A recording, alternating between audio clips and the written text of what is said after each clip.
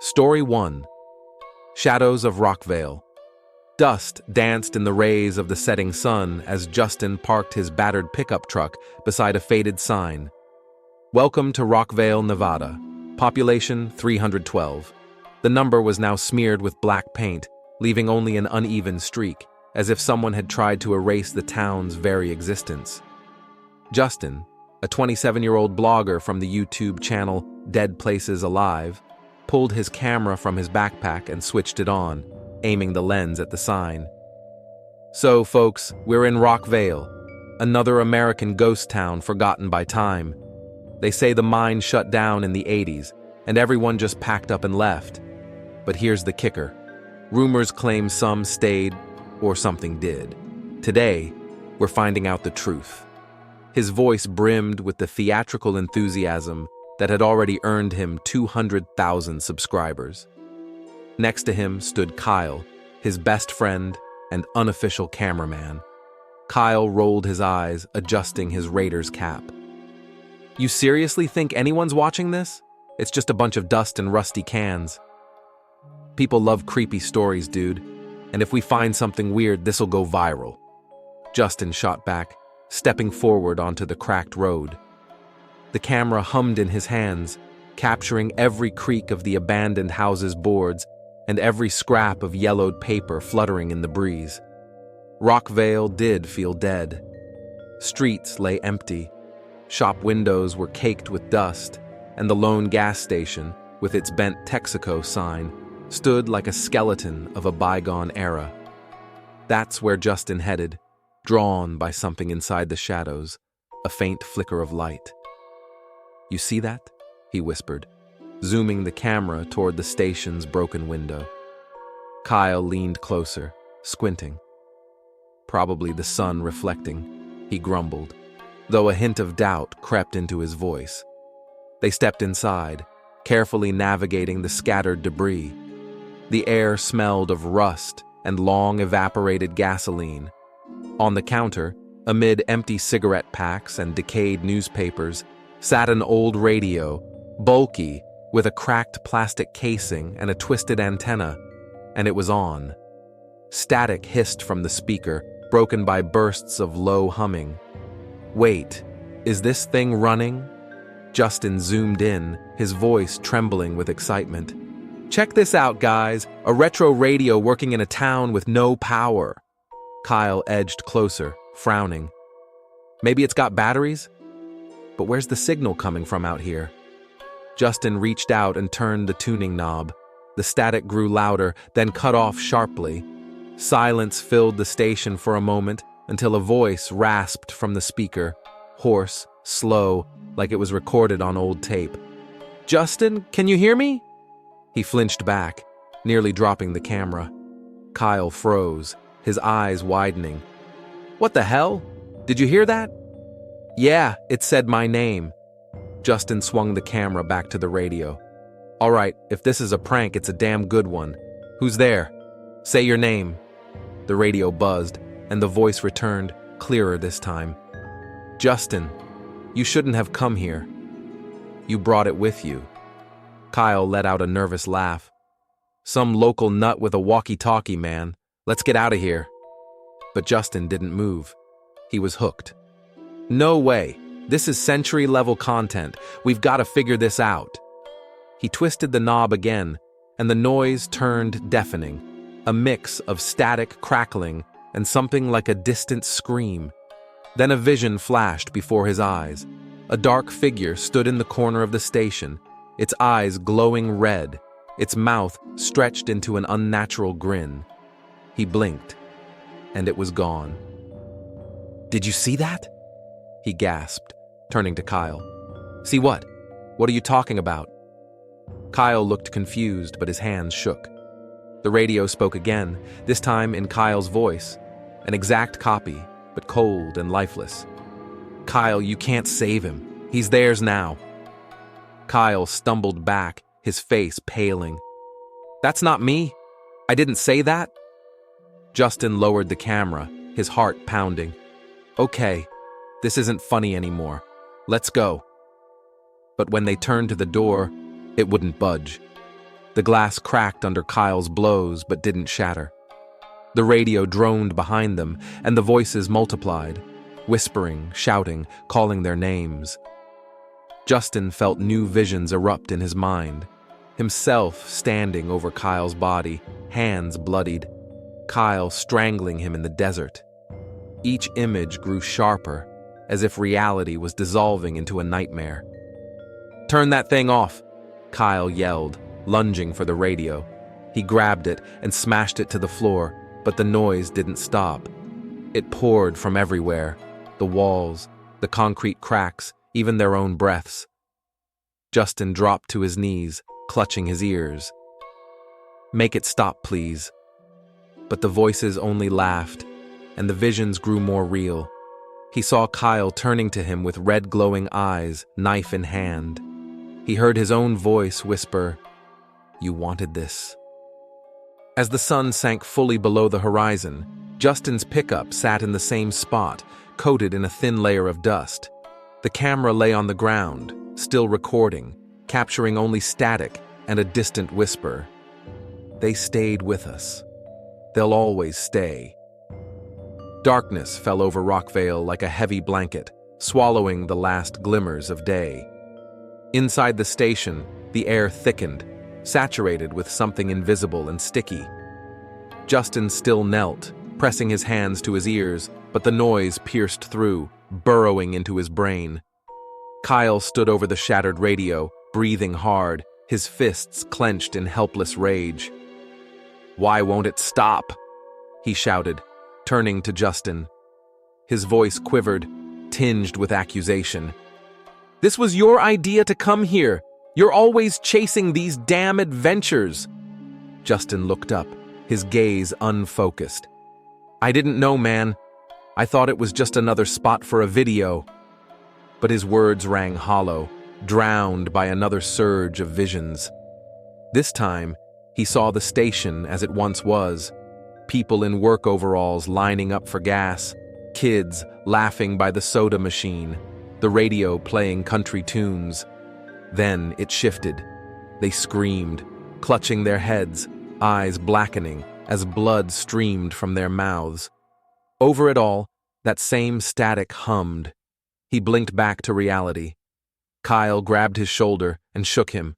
"Hey, you hear me? We've got to get out before it's too late." "The door won't open," Justin muttered, rising slowly. His legs wobbled, but he forced himself to the broken window.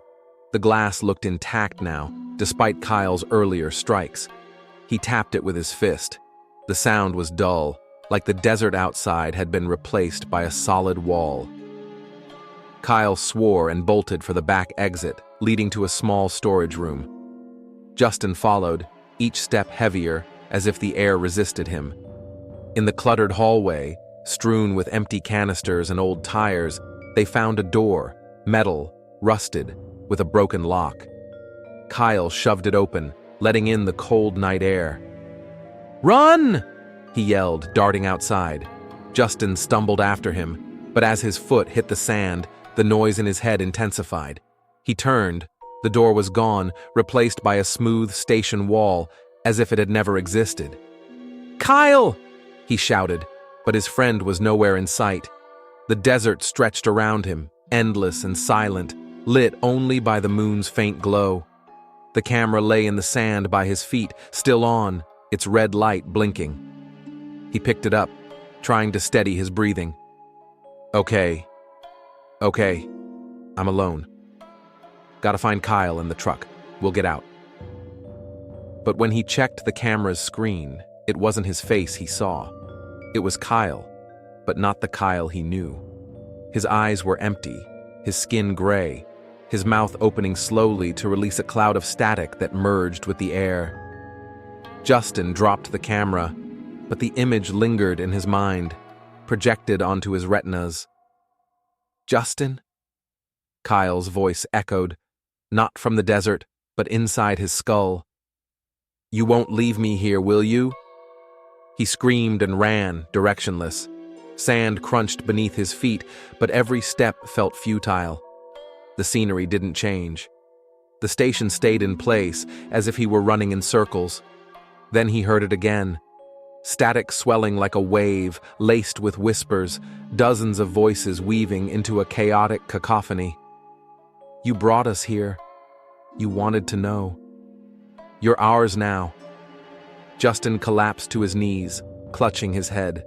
The visions returned, no longer mere images. They felt real. He saw Kyle standing over him with a knife, himself smashing his friend's head with a rock, their bodies lying in the sand, torn apart by an unseen force. Each scenario worsened, accompanied by laughter, low, guttural, vibrating in his bones. Suddenly, the noise stopped. The silence was deafening but lasted only a moment. From the darkness ahead, a figure emerged, tall, thin, with limbs bending unnaturally. Its face was blurred, but its eyes burned red, just like in the visions. It didn't move, just stood, staring. "Who are you?" Justin rasped, his voice breaking from fear. The figure tilted its head, and a sound burst from its mouth, a mix of static and a human voice. "We are what you sought, what you summoned." He tried to crawl away, but the sand softened, pulling him down like quicksand. His hands grasped at the air, finding nothing to hold. The figure drew closer, its fingers reaching for his face, and in the final moment before the sand swallowed him, he heard Kyle's voice. The real Kyle, distant and desperate. "Justin, don't leave me!"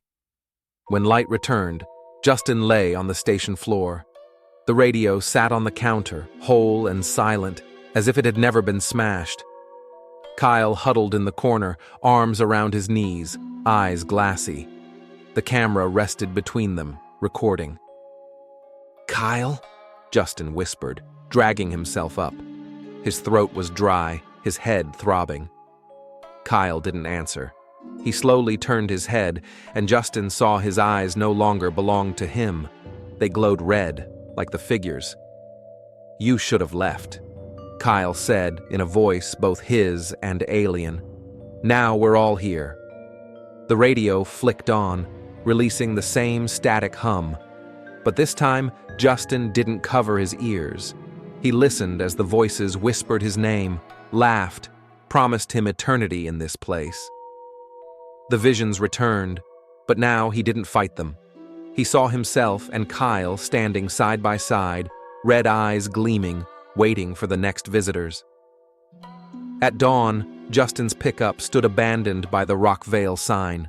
The camera lay in the sand, its battery dead, but the footage intact. Those who found it later, a pair of tourists lost in the desert, played the video. At first, they saw Justin's familiar face, cheerfully narrating the ghost town. But at the end, as static filled the screen, they heard a whisper. "Can you hear us? You're next." Story 2. Echoes from the Depths. The sun blazed mercilessly as Emily Reynolds parked her old Honda Civic beside a dilapidated house on the outskirts of Crawford, Texas. The two-story shack stood amid a field overgrown with weeds, its peeling white paint exposing rotten wood, its windows staring blankly at the world. Emily, a 38-year-old single mother, shut off the engine and sighed, gazing at the home she'd snagged for a laughable $15,000 at auction. It was their chance for a fresh start after the divorce. Far from bustling Dallas, far from debt.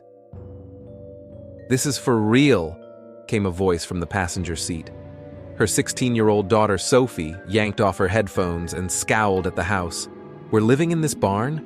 It's probably haunted." "Don't be dramatic, Sophie," Emily snapped, stepping out of the car. "It's all we can afford. And there are no ghosts, just an old house that needs fixing." She fished the keys from her pocket and headed for the porch, which creaked under her weight. Sophie trudged behind, dragging her backpack across the dirt. Inside, it smelled of mold and dust.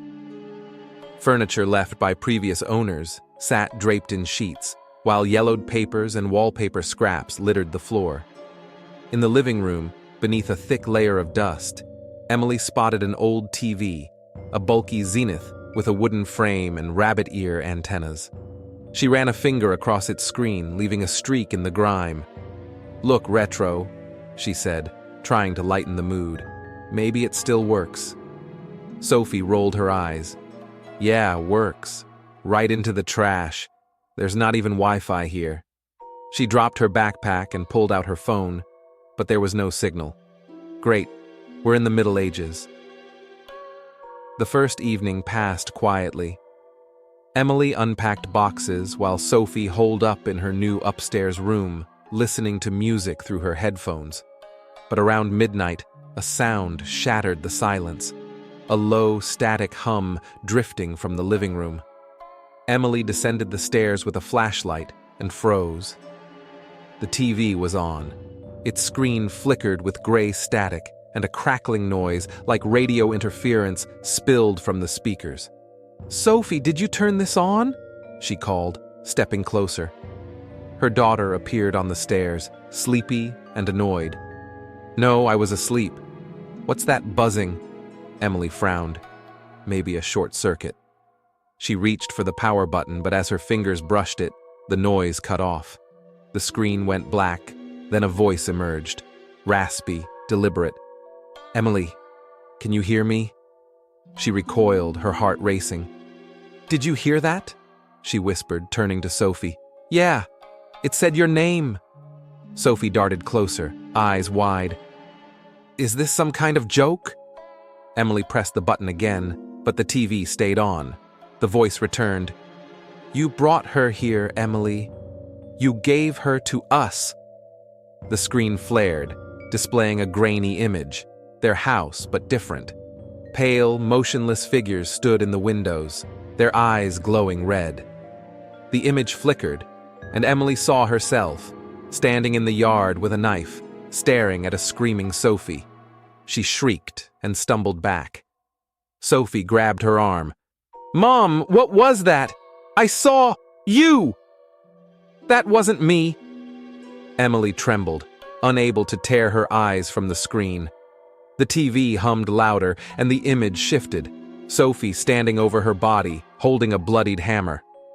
Sophie screamed and bolted for the door, but it wouldn't open. "We're trapped!" She pounded the wood, but the sound was muffled, as if a wall stood beyond it. The TV's noise grew deafening, voices multiplying. "You chose this place. You gave her to us. You're ours." Emily lunged for the outlet and yanked the cord, but the TV didn't quiet. The screen flickered, showing new visions, their Dallas neighbors rotting in the yard, her ex-husband laughing with empty eye sockets, Sophie slashing her own throat. Each image came with cold, inhuman laughter. "Turn it off!" Sophie yelled, grabbing an old lamp and hurling it at the screen. The glass cracked, but the noise only intensified, bursting from the walls, the floor, their breaths.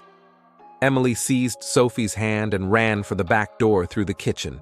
It swung open, letting in warm Texas night air. "To the car!" she shouted, pulling Sophie across the field.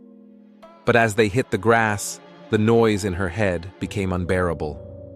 Emily turned. The house stood still, but the door was gone, replaced by a blank wall. Sophie screamed, pointing ahead. The TV stood in the field, on, its shattered screen flickering. "Mom, it's here!" Sophie shook as the screen showed her. Gray-skinned, red-eyed, whispering, "You won't leave me, Mom, will you?" Emily shoved her daughter aside and ran for the car, but the ground softened, dragging her down like mud. She thrashed, but the TV drew closer, not walking, but floating over the grass. Voices poured from it. "You can't escape. You're ours." Visions flooded her mind. She strangled Sophie. Sophie drowned her in a well. Their bodies lay entwined in the house, dead. "Sophie, run!" Emily cried, but her daughter stood frozen, staring at the TV. Her eyes flared red. "You bought this house," she said in an alien voice. "You lured us here." Emily fell as the earth swallowed her to her waist. The TV hovered above, and a hand stretched from its broken screen, thin, gray, with long nails. In the final moment, she heard Sophie's real scream, "Mom, don't leave me!" She awoke on the living room floor. The TV stood whole, silent, its cord neatly plugged in. Sophie sat in the corner, knees drawn up, eyes glassy. "Sophie?" Emily rasped, crawling toward her. Her daughter slowly raised her head, eyes blazing red. "You should have sold this house," she said in a voice not her own. The TV switched on, spilling static. Voices whispered their names, laughed, promised eternity.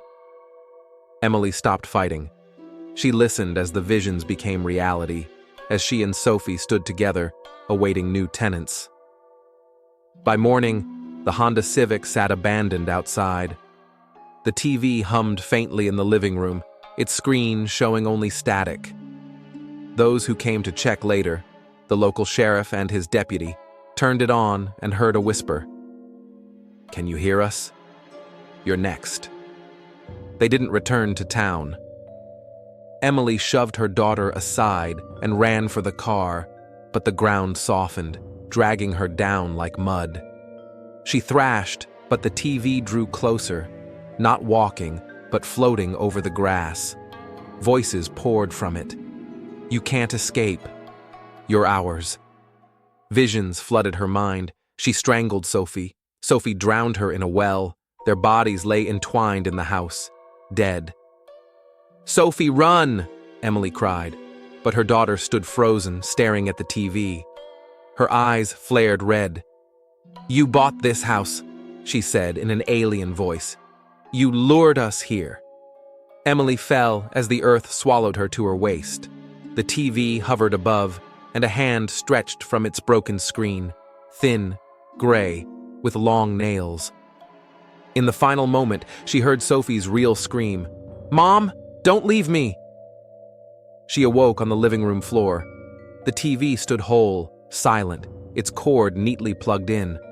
Sophie sat in the corner, knees drawn up, eyes glassy. "Sophie?" Emily rasped, crawling toward her. Her daughter slowly raised her head, eyes blazing red. "You should have sold this house," she said in a voice not her own.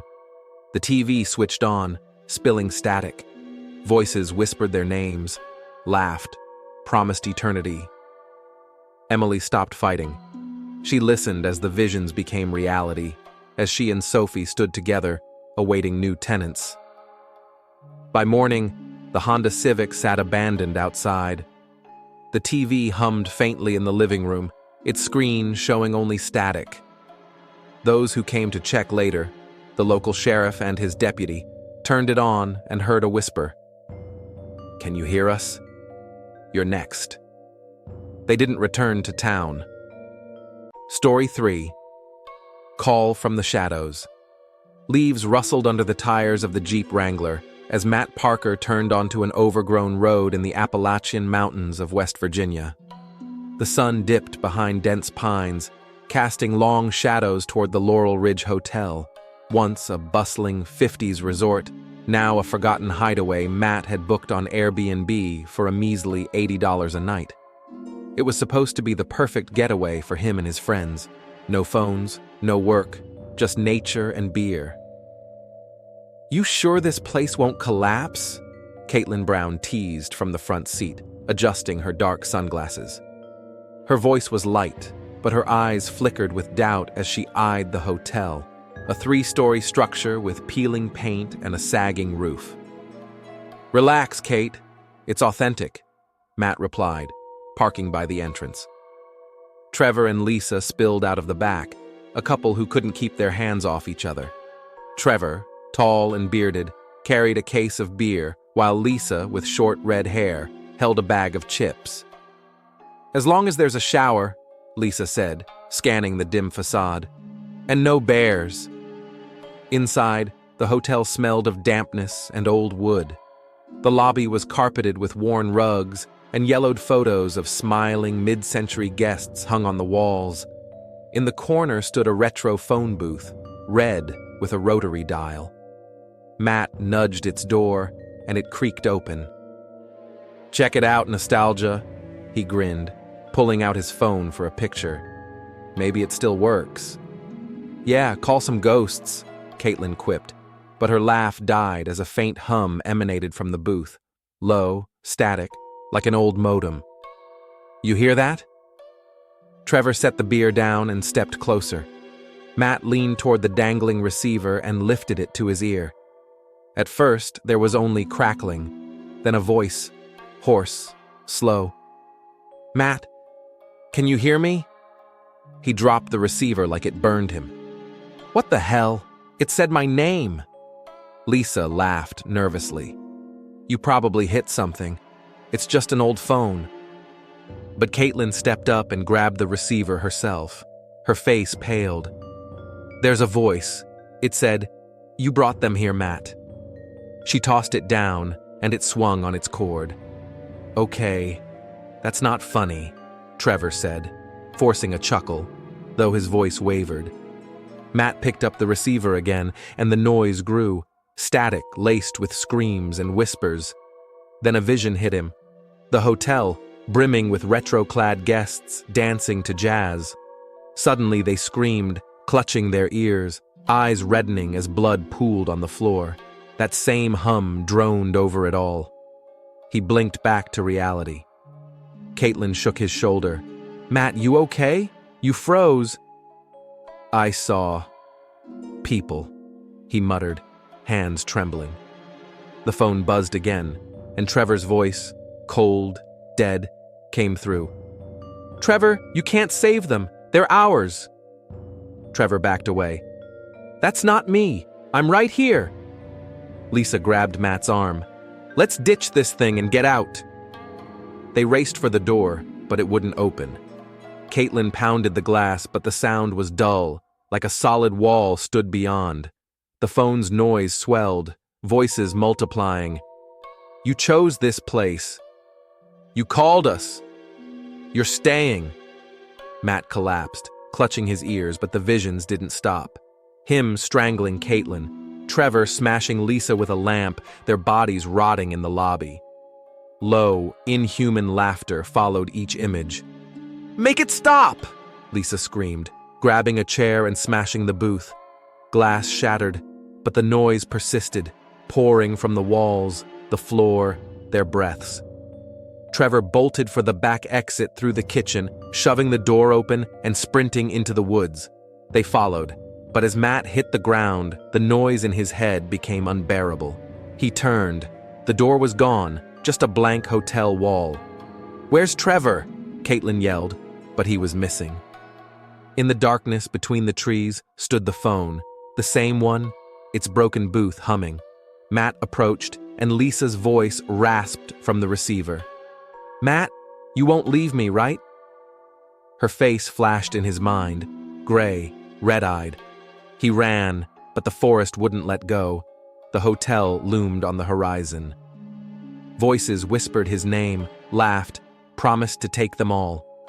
The visions turned real. He felt Caitlin's blood on his hands, heard Trevor's scream, saw Lisa with a knife. The ground softened, pulling him down, the phone floating closer over the grass. Trevor, help! He shouted, but his friend's real voice echoed from the dark.